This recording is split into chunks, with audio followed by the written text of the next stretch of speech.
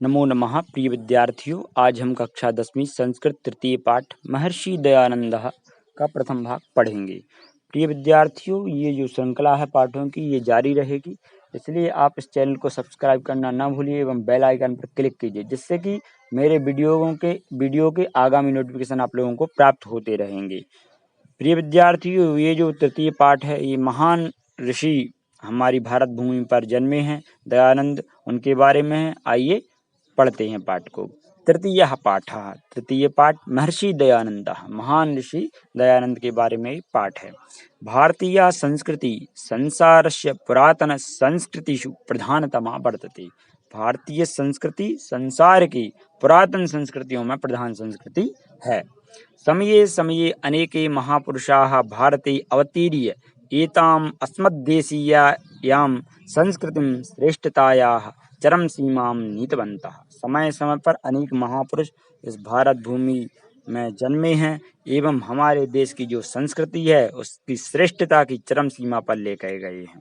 महर्षि दयानंदः तेषु प्रधानतमः उन्नायकः आसीत्। महर्षि दयानंद उन महापुरुषों में प्रधान थे। अस्मिन् पाठे महर्षि दयानंदस्य जीवन चरितं प्रस्तूयते। इस पाठ में महर्षि दयानंद का जीवन चरित्र प्रस्तुत किया गया है। आइए पाठ को पढ़ते हैं। महर्षेः दयानन्दस्य जन्म गुर्जर प्रदेशे ब्राह्मण परिवारे फरवरी मासे 12 दिनाङ्के 24 उत्तर 1800 ईस्वीये वर्षे अभवत्। अर्थात महर्षि दयानंद का जन्म गुर्जर प्रदेश में ब्राह्मण परिवार में 24 फरवरी 1824 ईस्वी में हुआ था। अस्य जन्म नाम मूल शंकर आसीत्। इनका जन्म का नाम मूल शंकर था। यदा एषः 16 वर्षीयः जाता, जब ये 16 वर्ष के थे, तदा अस्य भगिनी स्वर्गं गता, तब इनकी बहन स्वर्गवासी हो गई। वर्षत्रयानन्तरं चास्य पितृव्योऽपि दिवं गतः। 3 वर्ष के बाद इनके चाचा भी स्वर्गवासी हो गई। गृहे अन्येषु जनेषु बलवत्सु अयं संसारस्य अनित्यतां विचारयन् अमरो कथम् अहम् अमरो भवेयम् इति चिन्तयामास। घर में सभी लोगों को विलाप करते हुए इस संसार की अनित्यता का, क्षणभंगुरता का विचार करते हुए कि कैसे मैं अमर हो जाऊंगा, इसका वो चिंतन करने लगे। एकस्मिन् दिने मूलशंकरः सहसैव स्वगृहम् अत्यजत्। एक दिन अचानक मूलशंकर अचानक अपने घर को छोड़कर चले गए। आइए अब आगे बढ़ते हैं। ततो असौ देशादेशान्तरं विचरन् व्याकरण वेदान्तादीनि अनेक शास्त्राणि विशेषतः योग पद्धतिं च अशिक्षत।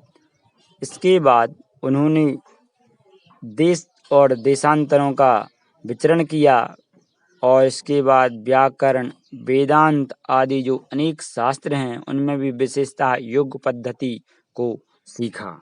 विचरण काले अयम नर्मदा तीरे स्वामी पूर्णानंद सरस्वती सकाशात संन्यासम अग्रहणात्। विचरण काल में नर्मदा तीर पर स्वामी पूर्णानंद सरस्वती से इन्होंने संन्यास ग्रहण किया। तदा ईशः दयानंद सरस्वती नामना प्रसिद्धा जाता। इसके बाद ये मूल शंकर दयानंद सरस्वती के नाम से प्रसिद्ध हुए।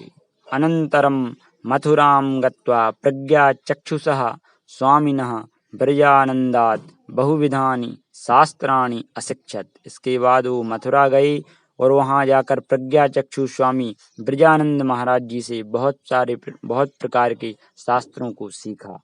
विद्या समाप्तौ गुरुस्तमादिशत् वत्स देशो अयम् अस्माकम् अविद्यान्धकारे पतितो वर्तते तद्गच्छ अविद्यान्धकारम् अपनय। इसके बाद विद्या समाप्ति के बाद गुरु ने उनको आदेश दिया कि हे पुत्र, यह हमारा देश विद्या के अंधकार में गिर रहा है, इसलिए जाओ और जाकर इस विद्या अंधकार को दूर करो।